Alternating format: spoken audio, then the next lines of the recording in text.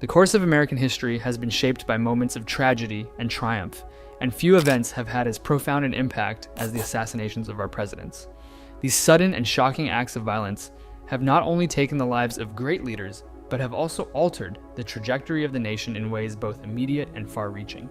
When Abraham Lincoln was assassinated in 1865, the United States was at a critical juncture. The Civil War had just ended, and the country was beginning the difficult process of Reconstruction. Lincoln, with his vision of a more lenient approach toward the South, aimed to heal the wounds of the nation and bring about a swift reconciliation. But with his death, that vision was shattered. His successor, Andrew Johnson, took a much harsher stance, implementing policies that deepened the divide between North and South and prolonged the era of racial strife. One can't help but wonder, what if Lincoln had lived? Could his leadership have brought about a quicker and more lasting peace? Could he have advanced the cause of civil rights decades earlier, sparing generations from the pain of segregation and discrimination?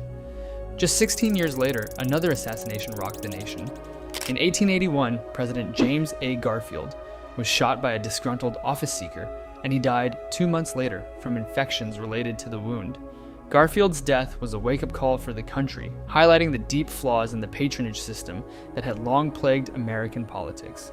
The spoils system, where government jobs were handed out as rewards for political support, had led to a federal government rife with corruption and inefficiency. Garfield's assassination sparked a wave of public outrage and led to the passage of the Pendleton Civil Service Reform Act, which established a merit-based system for federal employment. But what if Garfield had lived? Would government today be even more inefficient and more corrupt? The turn of the 20th century brought yet another presidential assassination, one that would usher in a new era of progressive reform. In 1901, President William McKinley was shot by an anarchist at the Pan American Exposition in Buffalo, New York. He died 8 days later, and his vice president, Theodore Roosevelt, assumed the presidency.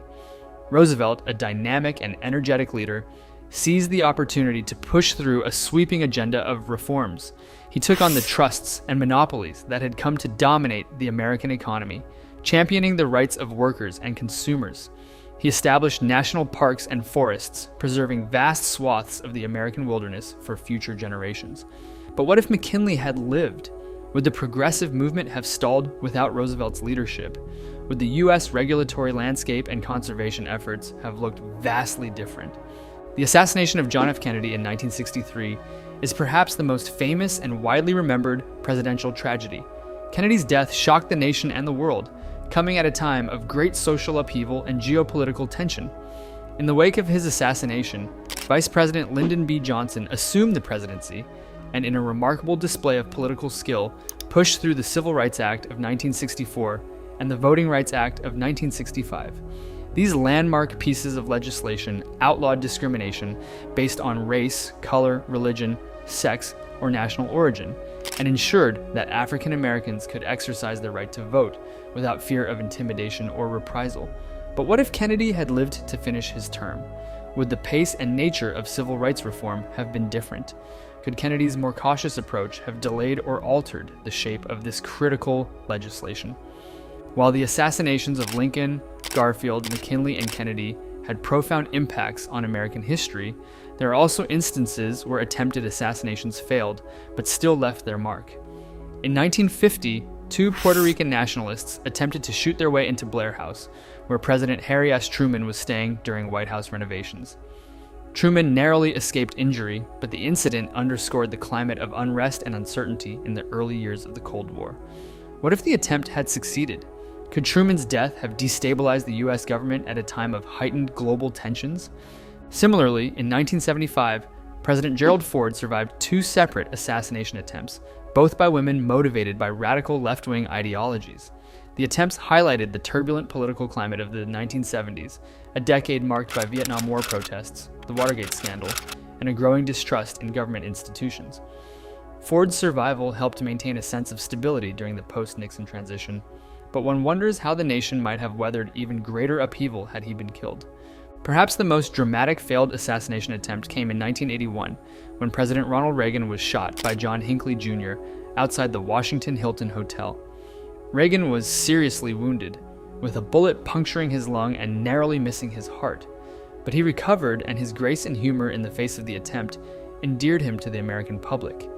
Reagan's survival solidified his political capital, enabling him to push through significant economic and military policies that would define the 1980s. But what if Reagan had succumbed to his injuries? Could the conservative revolution he led have stalled, altering the course of supply-side economics and the escalation of the Cold War?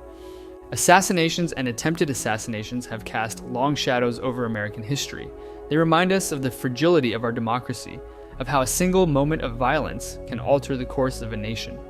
But they also remind us of the resilience of our institutions, of how our system of government has endured through even the darkest of times.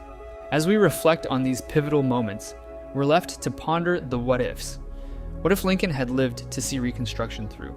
What if Garfield had survived to root out government corruption? What if McKinley's policies had continued, unhastened by TR's progressive zeal? What if Kennedy had presided over the civil rights era? And what if the bullet was just a bit more to the right and actually took out Donald Trump in 2024? These questions may be unanswerable, but they make us appreciate the leaders we lost and contemplate how our nation might have been different. They underscore the importance of every moment, every decision in the unfolding story of America. Hey, thanks for watching. If you liked that video, then please consider subscribing. And if you want to see more like that, then head on over to the channel where you can find more deep dives into movies, media, and culture. Thanks.